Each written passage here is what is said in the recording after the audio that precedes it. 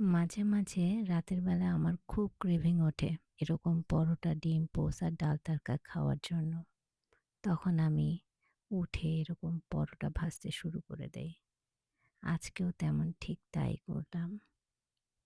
দেখেন আমি পরোটা ভাজি, এই পরোটা অবশ্য কেনা পরোটা না। আগে থেকে আমার বানিয়ে রাখা সংরক্ষণ করা পরোটা। আমি পরোটা বানিয়ে সংরক্ষণ করি এই তো ঠিক এইভাবে। পরে যখন মন চায় সেটা এভাবেই খাই। মাঝে, মাঝে না অনেক গল্প করতে মন চায়, অনেক কথা বলতে মন চায়। ঘন্টা ২ ঘন্টা বকবক করতে মন চায়। কোনো জরুরি প্রয়োজনীয় কোনো কথা না, ছেলে মানুষই কথা আর কি। কিন্তু দুনিয়াতে এত মানুষ, কথা শোনার মতো মানুষ খুব অ কথা শোনার মতো মানুষের খুব অভাব। যাই হোক, কথা বলতে ইচ্ছা করে ছোটবেলার দিনগুলোর কথা।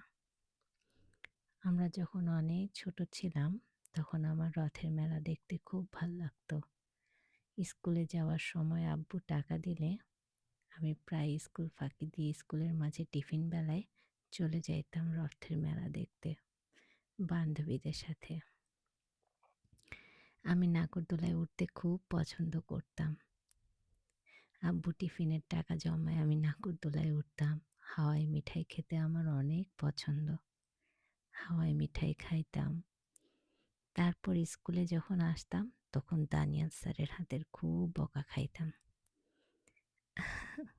আরো মনে পড়ে কাজিনদের সঙ্গে ছোটবেলার গল্পগুলো।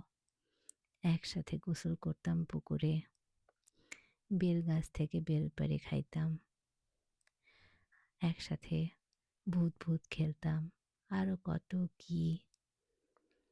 আসলে কথা বলতে মন চায় এইসব আ- অনেক ছোটবেলা পুরাতন দিনের কথা। জীবনে যতই বড় হচ্ছি, যতই বয়স হচ্ছে, ততই যেন শৈশবে ফিরে যাচ্ছি।